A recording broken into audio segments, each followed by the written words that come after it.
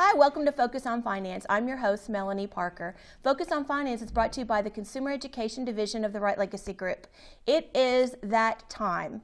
Let me introduce Mr. Michael Barlow, Financial Aid Director of HCEC-TV. You've been here before and we're glad to have you back. Welcome. Well, thank you for having me back. I always enjoy coming on the show to talk about financial aid and the options that students have. Good. Obviously passion driven, I'm sure.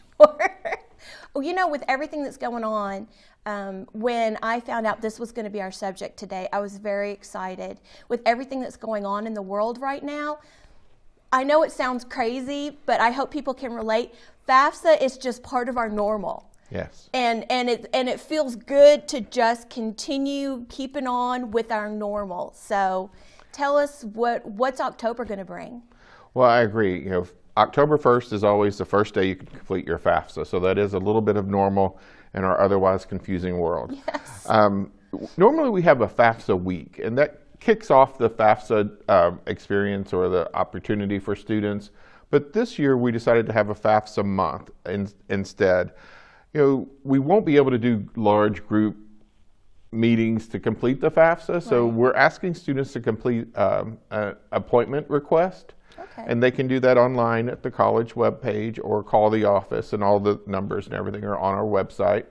And we have in our office set up what we think is a very safe environment for completing the FAFSA. You know, we have a lot of plexiglass between cubicles, so a staff member can sit on one side, the family on the other side, and share the computer screens and make sure that the student gets the FAFSA completed. Wonderful. So folks can actually do the entire process online. This is just if they need a little extra help. Absolutely. You know, most students complete the FAFSA on their own, you know, if they're dependent with their parents' help. Mm-hmm. But, you know, sometimes it's the first go around, or, you know, maybe they're intimidating. I've been there multiple times with my kids, yeah. So we just want to make sure that, you know, just because it's something new, that it doesn't stop a student from exploring their options for financing their college. Right. When you say exploring options, I'm glad you said that, because it does not matter what that bottom line is on your tax return, right? No, everyone should do a FAFSA, regardless of parental income or personal income, correct? Absolutely. Okay. You know, in addition to the federal and state aid and institutional aid that's available, many scholarships require the FAFSA, such as the State Work Ready Kentucky Scholarship. That requires a FAFSA before a student may be eligible for it. Work Ready?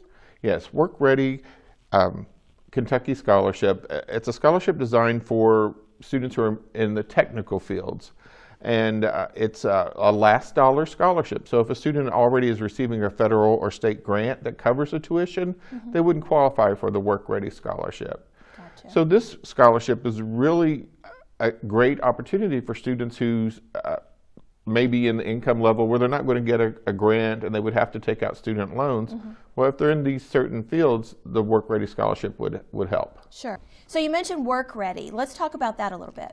Yes, you know, this is a wonderful scholarship that the state of Kentucky created a few years ago for students who are in 5 different sectors: business and IT, advanced manufacturing, construction, healthcare, transportation, and logistics are the 5 areas that this covers. Wow. You know, students, after they complete the FAFSA, they would also want to complete an application for Work Ready, and that's on the KHEA website. That's Kentucky Higher Education Assistance Authority.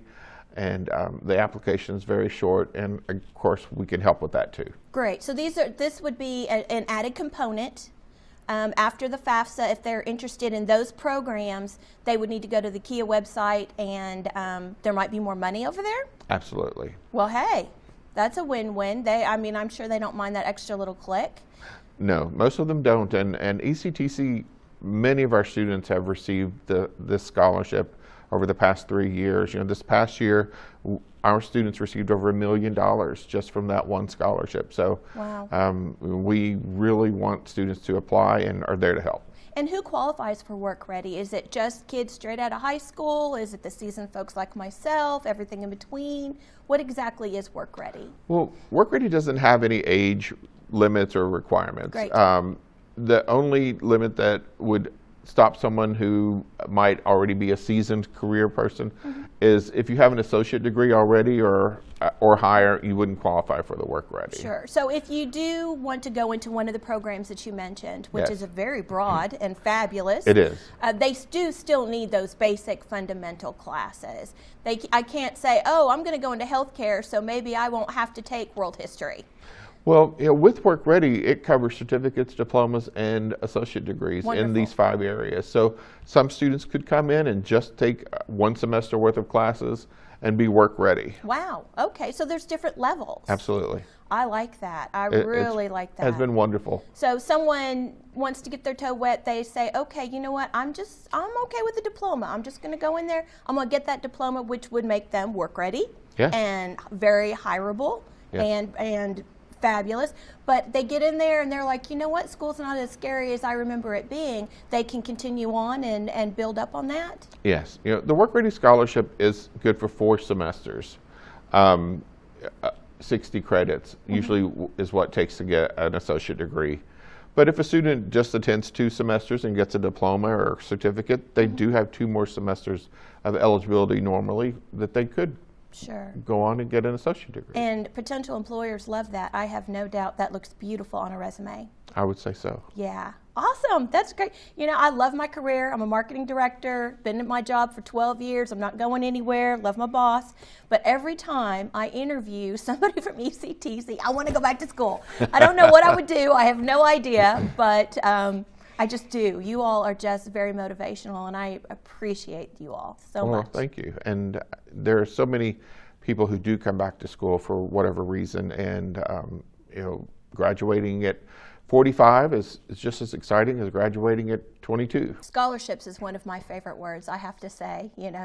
You've earned it, you deserve it for however you got there, whatever the scholarship is, and I strongly encourage people to do the FAFSA because you never know. I mean, free money is free money, and there is no one that shouldn't take advantage of that if they can. Oh, absolutely, and the FAFSA is free. Many years ago, when I was in college, you had to pay to complete the FAFSA, but now it's free. Oh, wow. So there's really no reason not to complete the FAFSA. And it's uber user-friendly. There's a 10-year gap between my oldest and my youngest. It was a lot more complicated with my one that's in her 30s now. I don't want to give too much age detail. But my younger one, who's in his early 20s, when he did it and graduated from the diesel mechanics program, HCEC-TV, love it, it was very user-friendly. Yes. I mean, there was a lot of, you just put in a number and a lot of it was autofill, and there was no more digging through, trying to find that exact dollar amount to match up with taxes and all of that. It's a much easier process. The U.S. Department of Education tries to streamline the process or make it easier every year or so. And now you can actually connect with the IRS, pull in all of your income information. There are so many edit checks available. You're right, it's so much easier than it was even 10 years ago. It is. I suspect, I could be wrong, but I suspect there are people who really, really, really do want to further their education, whether they be seasoned like myself or straight out of high school. But that first step, if they find that first step to be intimidating, that may be what keeps them from going down that path, that journey. So I'm excited that you all are so readily available to help people get past that very scary first step. Oh, that's one of the things that I love is helping a student get started and filling out the FAFSA. As easy as it is now compared to before, it's still a federal document that has to be filled out. So it can be a little confusing or daunting for the first time student. Sure. And we're throwing around FAFSA. We just assume that everybody knows what that means. Right. Can you tell us what FAFSA means? It's a free application for federal student aid. So right in the title, it tells you that it's free. Awesome. I like that. That's one of my favorite words too. Yes. Very cool. Absolutely. So do people need to schedule an appointment to come in? Okay. Yes. And the best way to schedule an appointment is just to call the campus and talk to someone in the financial aid office. It can be done online. Our email, all of our contact information is on the webpage. Okay. So anyone who wants to schedule an appointment should definitely do that. Okay. And you say October, and I don't know, it's just our normal now. It seems like everything we have more time now, just because it's the world we live in right now. Well, Right. whether that'll change later or not, I don't know. But they have the entire month of October, which is a beautiful thing. Does that mean October 31st, it's a done deal? They cannot apply for the FAFSA, or is that when you're just readily available for assistance? Well, our FAFSA month now is mainly just us trying to get the message out there. Right. You know, students can complete the FAFSA all year. Okay. And we're available all year. Yeah, so a student can come in and even if they don't have an appointment, if we have time, then we would help them right on the spot. Nice. You know, our FAFSA week or now FAFSA month, it's just an opportunity for us to put that on social media, to put that on your show, and make sure that students think, oh, it is October 1, Sure. it's time to do it, and there are people here to help me. So October, if we say October is FAFSA month with you all, then does that mean that money would be, if they were approved for something, ready for spring? Well, actually, what we're pushing now for FAFSA month is for next fall. Gotcha, okay. Right. But students who want to attend in the spring can complete the FAFSA that's already available, the 2021 Sure. FAFSA. And of course, we want to help them with that too. Yes, and that is definitely something they want to make sure that they get right. Absolutely. If you want to start in the spring, going in and filling out the wrong FAFSA may cause you a little problem. Right. And sometimes that does happen. A student will complete the wrong year FAFSA. It happens more for summer school. But when we receive reports and we check that and we reach out to students to Awesome. try to allay that. We love checks and balances. We do love that. There are lots of those in financial, Yes. financial aid. And we've talked about in the past that FAFSA, the money that fuels or FAFSA is not a bottomless bucket of money. There are Right. limits. And is that why you really encourage people with their deadlines? And about how long does that money last before? Well, the main funding that I worry about when students are completing the FAFSA is the college access program through the state of Kentucky. Okay. For community college students, that's $2,000 a year, which I think is a lot of money. And you know, it just depends on how many students apply. Okay. But typically, the money does run out before the end of the year. Not of this year, but next year, it would run out. So I still think students should apply as soon as possible, just to lock down that money. Right, right. Because you really just don't know what you don't know. Right. So I highly encourage people today, Yes. don't wait, today, get on there, and if it looks complicated or confusing or you have questions, you all are just literally standing by waiting to help these people. Absolutely. You know, that's why we're there, and that, as I said, is one of the things that I love doing. And you know, one thing I want to share with everyone is, with everything that's going on with COVID, and so many people have lost their job or been unemployed for a large span of time, there are the federal government allows the financial aid office to do a recalculation of the aid. So we can use a projected income for, say, 2020. We could use 2019 income for the current FAFSA that's based on 2018. And sometimes a student can go from having no eligibility for a grant to receiving a Pell Grant. So any student who's in a situation where they've lost income or their parents have lost income, I encourage them to come and speak with one of us. That opens a huge gate. It does. Doesn't it does. That's exciting. That is It really is. exciting. It's over the years, you know, to see students who just have no way of going to school other than taking out a loan to becoming fully Pell eligible where their tuition is paid.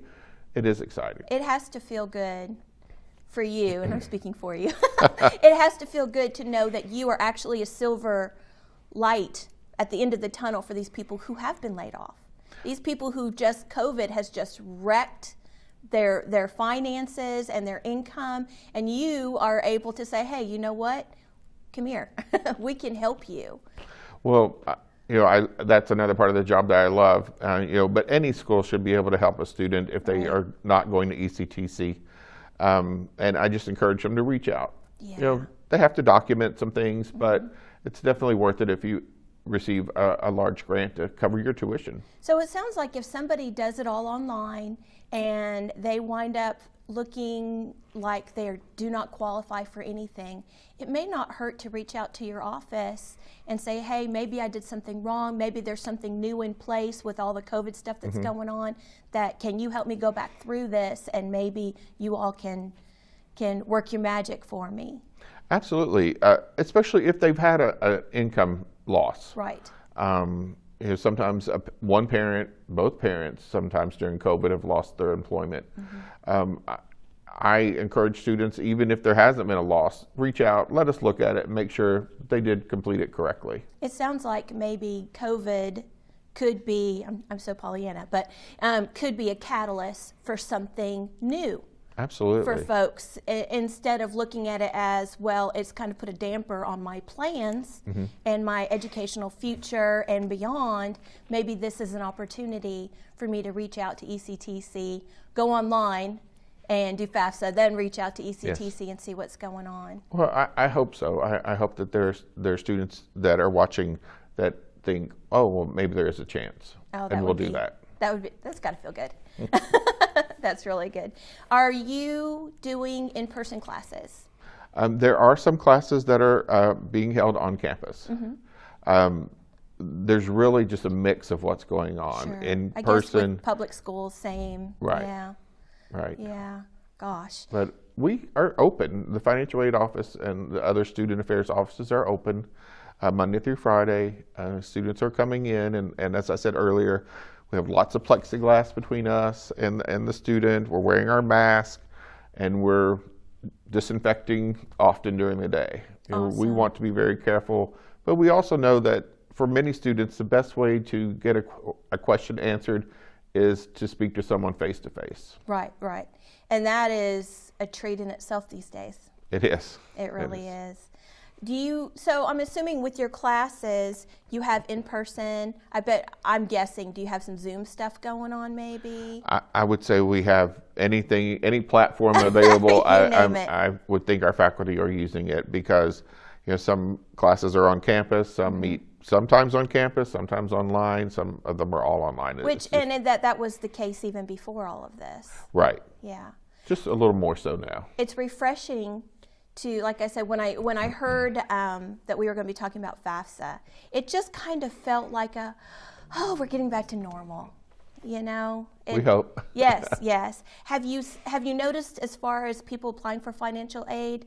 I would love for you to say you've had a boost, but I don't know. How has COVID really affected, or is it pretty much business as usual? Unfortunately, across the nation, there has been a decline in the number of FAFSAs completed for this current school year. Gotcha. The same has been reported by KHCEA, our state Kentucky Higher Education Assistance Authority, a slight decrease, and we've seen the same at the college.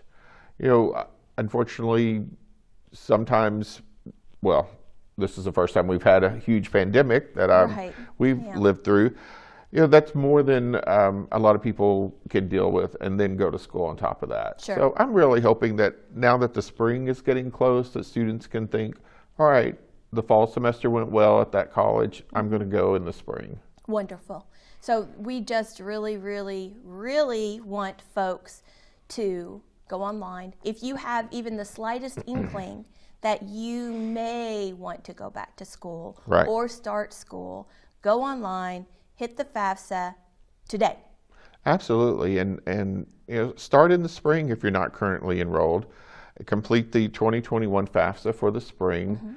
I tell students every day, don't let COVID keep you from getting your education. Right. You don't want to sit out for an entire year. I agree. If anything, it seems like if you have a positive attitude or you want to choose to live a life of a positive attitude, that this is an opportunity for you to do something different. Right. Folks that have been laid off, I have many friends, even one of my children got laid off and just took a totally different career path and is very, very happy. Well, that's wonderful. Yes, yes. It has a way of working out one way or the other, but you can't just sit at home. It's not going to knock on your door. Right. Yeah. So I encourage people to log on today. I can't emphasize that enough. If you have even the slightest inkling, because if you do the FAFSA, that's not, and let's say you're approved for some money, that is not a legal obligation that now you absolutely have to start school in the spring. No, not at all. You know, that just gives you a heads up. This is how I'm going to pay for college. Right, So that's, you know, one box clicked or checked. Perfect, perfect. It's just sitting down and lacing up your shoes. It's not walking out the door. It's just getting those shoes on, seeing how they fit, make sure they're comfy, and then registering at HCEC-TV for the spring or fall, whatever works. That's when you're going to walk through the door. Absolutely. Awesome. Michael, thank you so much. Is there anything else you wanted to add? Did I leave anything out? Yeah, I think we've covered a lot. You know, what the only thing I want to add is, you know, there are people on campus to help you. Yes. Whether it's the financial aid office, the admission office, the advising office. You know, don't think you're just going to be on your own. There are people there that will help you with every step of the way. Yes, the unknown can be scary. Absolutely. It can be intimidating. Getting online and dealing with money can be intimidating. But y'all have met Michael. He can help you. His staff can help you. Absolutely. There's absolutely no excuses. None. If you want it, make it happen. Call Michael. Thank you all so much. I'm Melanie Parker, and I hope to see you at HCEC-TV in the spring. Have a good day.